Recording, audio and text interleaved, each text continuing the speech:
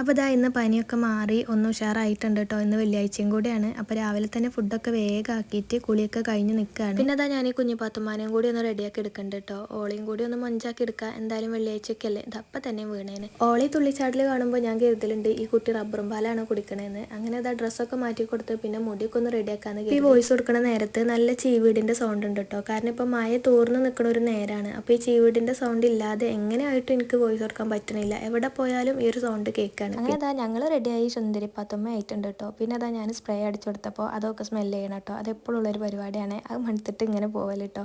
അത് കഴിഞ്ഞിട്ട് ഇതാ എനിക്ക് എല്ലാ സ്പ്രേ ഒന്നും പറ്റില്ല. അപ്പോൾ ഞാൻ എനിക്ക് പറ്റണമെന്ന് എടുത്തിട്ട് ഇങ്ങനെ അടിച്ചു നോക്കുന്നുണ്ട്. അപ്പം റൂമിലും കൂടി ഒന്ന് അടിക്കണുണ്ട് കേട്ടോ. ബോഡി സ്പ്രേ എടുത്തിട്ട് റൂമിൽ അടിക്കണ പരിപാടി എന്നുള്ളതൊന്നും അല്ല കേട്ടോ. ഇന്ന് മാത്രം ചെയ്തതാണ്. അതിനൊരു കാരണമുണ്ട്. അതെന്താണെന്നുള്ളത് ഞാൻ പിന്നെ പറയാം. അങ്ങനെ അതാ നിസ്കാരമൊക്കെ കഴിച്ചിരിക്കുകയാണ്. ഇനിയിപ്പോൾ അടുത്ത പരിപാടി എന്താണെന്ന് വെച്ചാൽ ബെഡ്ഷീറ്റ് വിരിക്കൽ. ഒരു ബെഡ്ഷീറ്റാണ് എൻ്റെ കയ്യിലുള്ളതിൽ വെച്ചിട്ട് ഏറ്റവും പഴയ ബെഡ്ഷീറ്റ്. എന്നാൽ ഈ ഒരു ബെഡ്ഷീറ്റ് തന്നെയാണ് ഞാൻ ഏറ്റവും പുതിയതായിട്ട് സൂക്ഷിച്ച് വെക്കുന്ന ഒരു ബെഡ്ഷീറ്റും. അതെന്താ അങ്ങനെയെന്നല്ലേ. ഇത് ഞാൻ കല്യാണം കഴിഞ്ഞ് വന്ന സമയത്ത് ഞങ്ങളെ റൂമിലേക്ക് ഉണ്ടായിരുന്ന 2 ബെഡ്ഷീറ്റാണ്. അന്ന് ഈ ഒരു 2 ബെഡ്ഷീറ്റ് മാത്രമേ ഉണ്ടായിരുന്നുള്ളൂ കേട്ടോ. ഇതും പിന്നെ ഒരു ബ്ലൂവും.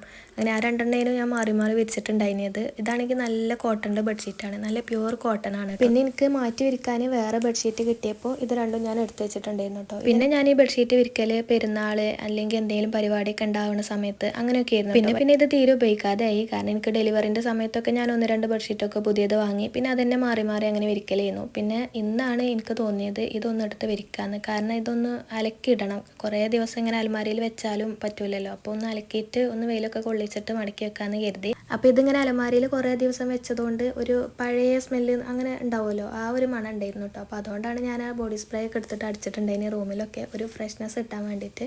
അങ്ങനത്തെ ആ ബെഡ്ഷീറ്റൊക്കെ അത്യാവശ്യം നല്ല രീതിയിൽ മടക്കി വെക്കാൻ ഞാൻ ശ്രമിക്കുന്നുണ്ട്. പക്ഷേ എൻ്റെ ഒപ്പം തന്നെ നിന്നിട്ട് അതെങ്ങനെ കോളാക്കാന്നുള്ളത് മറ്റോളം നോക്കുന്നുണ്ട്. അങ്ങനെ കുറേ കാലം കഴിഞ്ഞ് ഈ ഒരു ബെഡ്ഷീറ്റ് ഇങ്ങനെ വീണ്ടും വിരിച്ച് കാണുമ്പോൾ എന്തൊക്കെയോ ഒരു സന്തോഷം സമാധാനമൊക്കെ വരും. അങ്ങനെ ഒരുവിധം പരിപാടിയൊക്കെ കഴിഞ്ഞ് ഒന്ന് റീഫ്രഷ് ആവാൻ വേണ്ടിയിട്ട് ഒരു ചന്ദനത്തിരിയും കൂടി എടുത്ത് കത്തിച്ചിട്ടുണ്ട്. ഇനി പനി വരാൻ കുറച്ചും കൂടി ടൈം ഉണ്ട്. അപ്പോൾ ഞാൻ ഓതി വെച്ചതിൻ്റെ കുറച്ചും കൂടി ഉണ്ട് ഓതാൻ ബാക്കിയായിട്ട്. അപ്പോൾ അത് തീർക്കാമെന്ന് കരുതി.